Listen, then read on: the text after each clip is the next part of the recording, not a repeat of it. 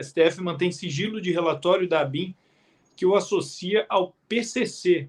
E da mesma forma como temos um procurado, né, um presidente narcotraficante na Venezuela, aqui nós temos um STF que um possível relatório da ABIN que liga o nosso Supremo Tribunal Federal ao PCC.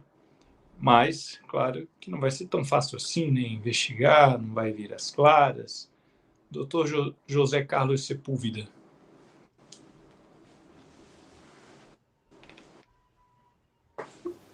Eu queria, a respeito disso, eu queria fazer um comentário que é o seguinte. Já comento o caso concreto, mas vou só comentar uma coisa mais genérica. Dizem que havia uma ABIN paralela. Dizem que havia um serviço de inteligência paralelo. Bem, vamos partir da hipótese que isso seja verdade. Para que é que existe um sistema de inteligência paralelo num Estado? Para que, alguém que está no poder usa um sistema paralelo de inteligência para quê? Para ficar brincando em casa a um joguinho qualquer? Para ficar fazendo, olha, agora tem informação desse, informação daquele, é isso? Não adianta ter um serviço de informação de inteligência paralelo para colher dados de inteligência e não fazer nada. Eu acho que isso é a mínima lógica. O que é que aconteceu com os resultados, caso isso fosse verdade? O que é que aconteceu com esses dados de inteligência? Eles foram utilizados? Eles foram usados para fazer chantagem? Vejam que ninguém falou disso até agora. Só disseram que havia um serviço de inteligência paralelo. Mas para quê? E o que é que ele fez em concreto? A única coisa que nós soubemos é pela Daniela Lima que um computador da ABIN estava na casa do Bolsonaro, isso é mentira. Mas a pergunta também é outra. Bom, se era um sistema paralelo, como é que era o computador da ABIN? Não sei se percebe o seguinte, é tal inconsistência em tudo isso. Outra coisa que me chama a atenção é o seguinte, mas não havia militares também nos serviços de inteligência do governo? E esses militares não vão ser investigados? São só políticos que têm projeção política que estão sendo investigados? Não, eu acho que nós todos temos que fazer essas perguntas, porque tudo isso é estranho. Vocês não acham estranho, por exemplo, que o senhor Alexandre de Moraes deu uma versão de que havia uma tentativa de matá-lo na Praça dos Três Poderes? E era uma questão que só envolvia ele, porque ele não fala de mais nada, não fala do Lula, não fala de ninguém, só fala dele, ele era o centro de tudo. Havia uma tentativa de matá-lo, é uma mirabolância o que ele disse. Inclusive, ele falava de 100 militares de uma unidade militar que fica em Goiânia, e ninguém veio pedir explicação. Onde é que está o pedido de explicação oficial? Ele é ministro do Supremo Tribunal Federal. Nós queremos saber o que é isso, quais são as provas que ele tem, onde é que estão os documentos, quem são os militares que foram acusados, por que essa unidade militar não se levanta e não exige uma justificação? Por que um comandante do Exército não exige imediatamente uma explicação dessa acusação gravíssima? Não. Tudo rola, fica por isso mesmo. E veja que ele tira uma conclusão dessa tentativa que não houve e que ele inventou. Ele diz o seguinte: isso prova a violência dos meus adversários e, portanto, é preciso perseguir. E por isso é preciso fazer ilegalidades. E por isso é preciso entrar na casa dos outros. E por isso é preciso fazer fishing expedition, como ele está fazendo com o Carlos Bolsonaro, como ele está fazendo com o Jordi, como ele está fazendo com o Ramagem. Agora a pergunta é outra.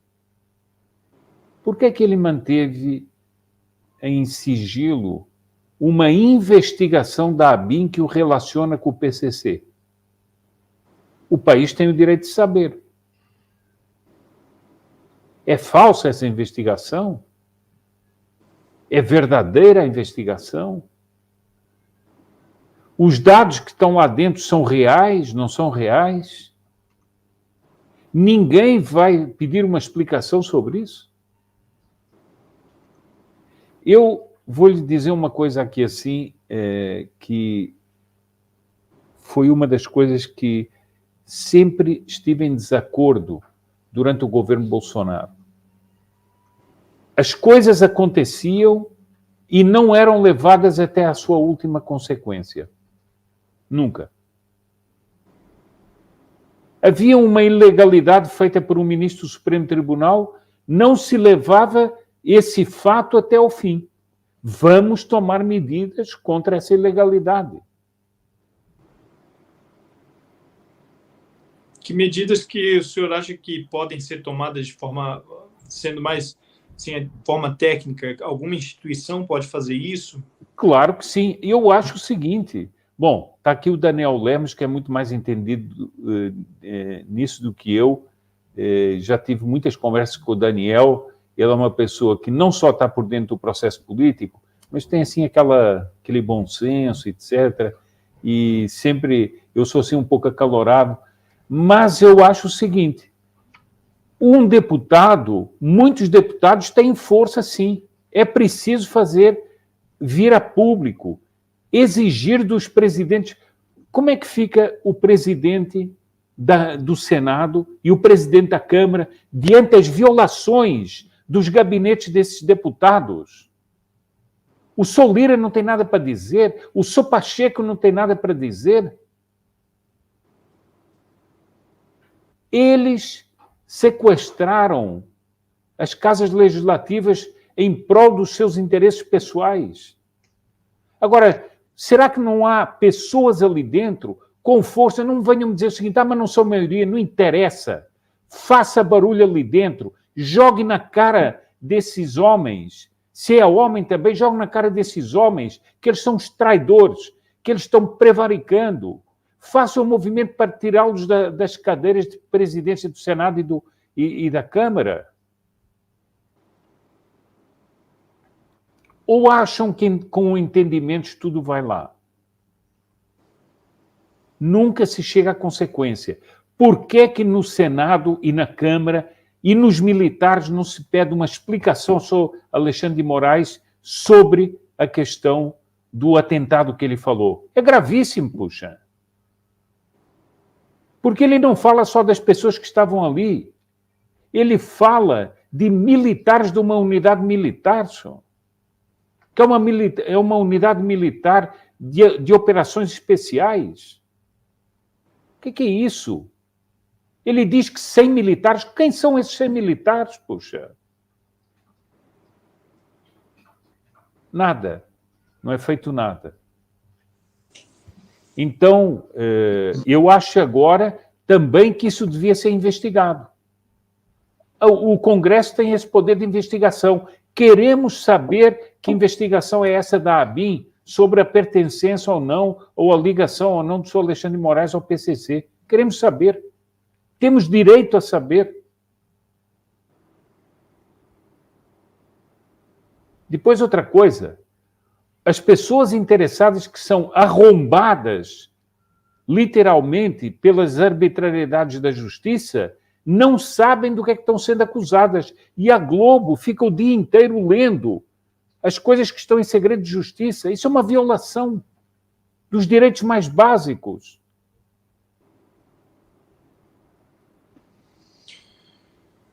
Obrigado, doutor Sepúlveda. Passo o comentário para o Rafael Sanzio. Depois do excelente comentário do doutor Sepúlveda, né? Isso aí